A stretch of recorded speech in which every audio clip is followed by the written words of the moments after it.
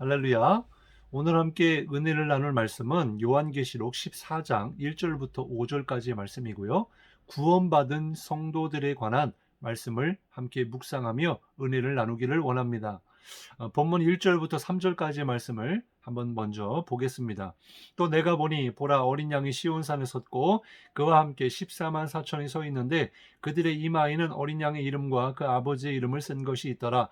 내가 하늘에서 나는 소리를 들으니 많은 물소리와도 같고 큰 우레소리와도 같은데 내가 들은 소리는 검은 고 타는 자들이 그 검은 고를 타는 것 같더라. 그들이 보좌 앞과 내 생물과 장로들 앞에서 새 노래를 부르니 땅에서 속량함을 받은 14만 4천 밖에는 능히 이 노래를 배울 자가 없더라. 아멘. 사도 요한이 하나님이 보여주시는 환상을 통해서 어린 양이 시온산에 서 있는 것을 보게 됩니다. 이 어린 양은 누구예요? 바로 예수 그리스도이시죠. 그러면 이 시온산은 어디를 말하는 것입니까? 바로 하나님의 나라, 천국을 의미하는 것입니다.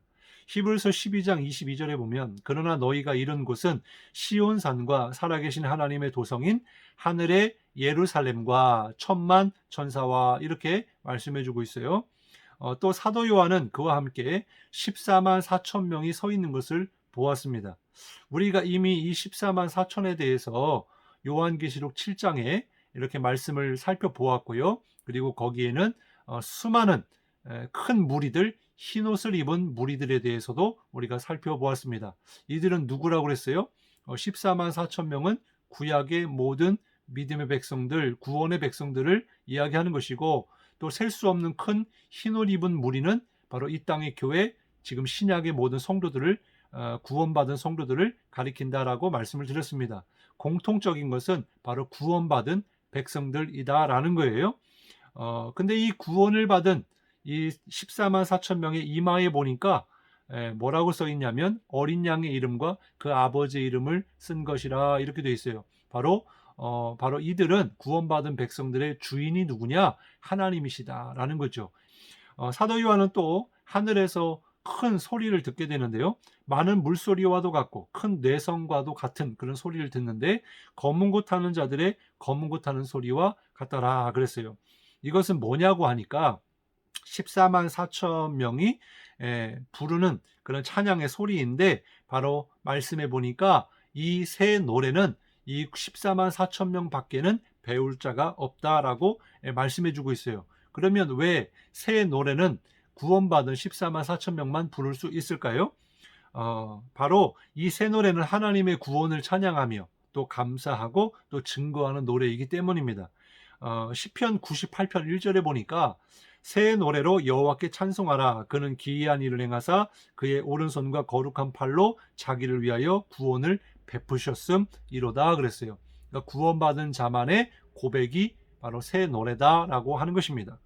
4절부터 5절까지에 보면 이 사람들은 여자와 더불어 더럽히지 아니하고 순결한 자라 어린 양이 어디로 인도하든지 따라가는 자며 사람 가운데에서 속량함을 받아 처음 익은 열매로 하나님과 어린 양에게 속한 자들이니 그 입에 거짓말이 없고 흠이 없는 자들이더라. 아멘.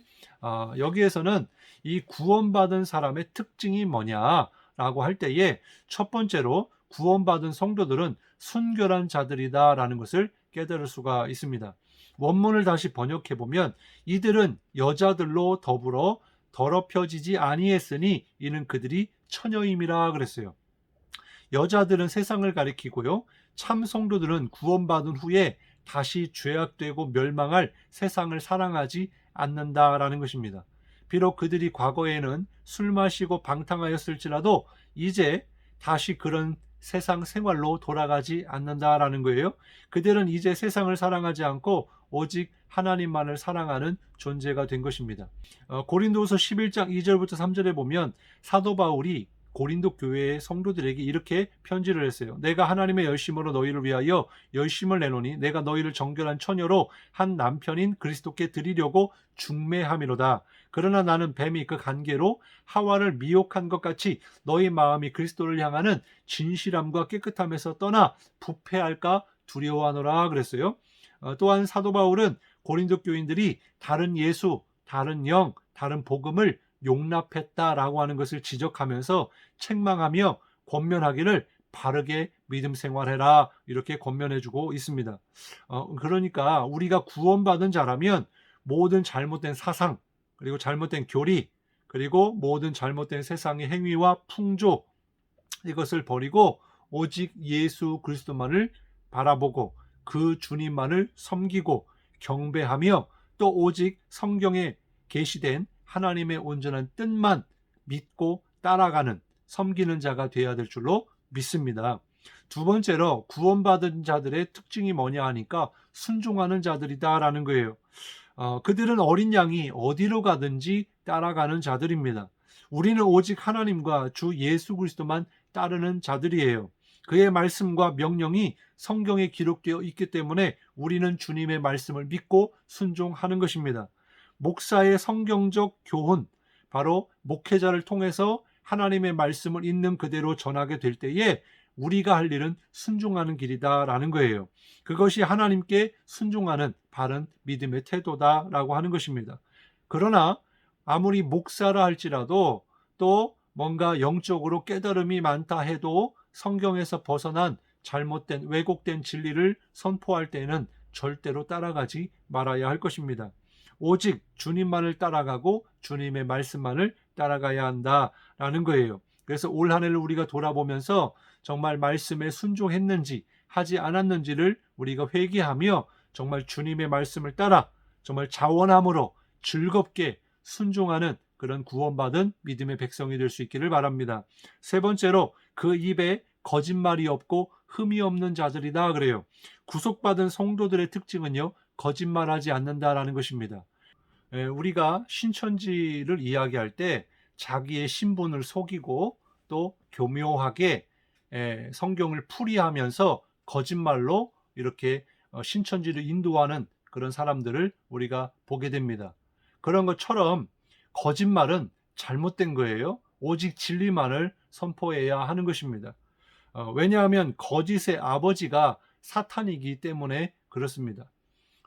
이 신천지에서는 이것을 모략이라, 그래서 잘못된 길로 가고 있는 사람들을 다시 바른 길로 가게 하기 위한 그런 지혜다라고 이야기하는데 절대로 그렇지 않습니다. 진실은 하나님과 하나님의 사람들의 특징이다라고 하는 거예요. 모든 거짓말하는 자들은 천국에 들어갈 수 없습니다. 지옥불에 던질 거예요.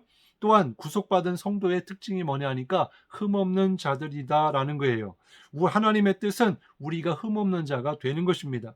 에베소서 1장 4절에 보니까 하나님께서 우리를 창세전에 그리스도 안에서 택하신 것은 우리로 그 앞에 거룩하고 흠이 없게 하시기 위함이었다라고 말씀하고 있고, 마찬가지로 에베소서 5장 26절 27절에 보면 주 예수 그리스도께서 우리를 구원하신 것도 우리로 흠이 없게 하려 하심이었다라고 말씀해주고 있습니다.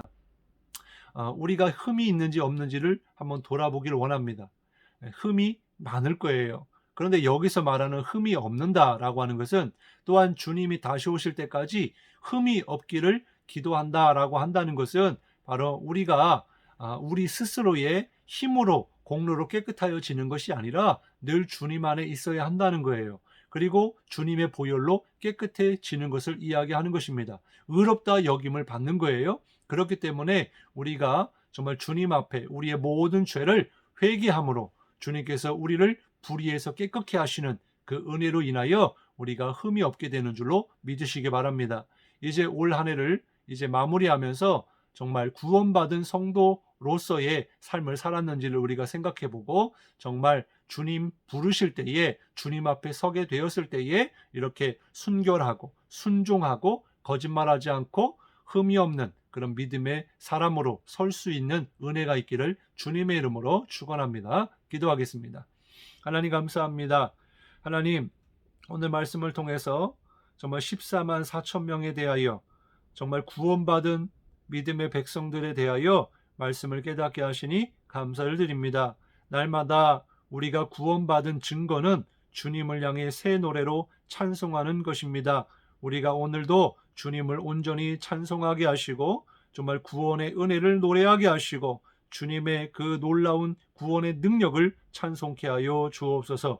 또한 구원받은 자로서의 삶이 어떠해야 할지 말씀을 깨닫게 해주셨는데 정말 거짓말하지 않고 하나님의 말씀에 순종하며 또한 흠이 없는 그런 믿음의 삶이 되게 하여 주옵소서. 하나님께서 우리에게 정말 베푸신 그 은혜와 사랑 깨닫게 하시고 주님과 동행하며 오직 주님만을 섬기며 주님만을 예배하는 오늘 하루가 되게 도와주옵소서. 감사드리며 예수님의 이름으로 간절히 기도드리옵나이다. 아멘.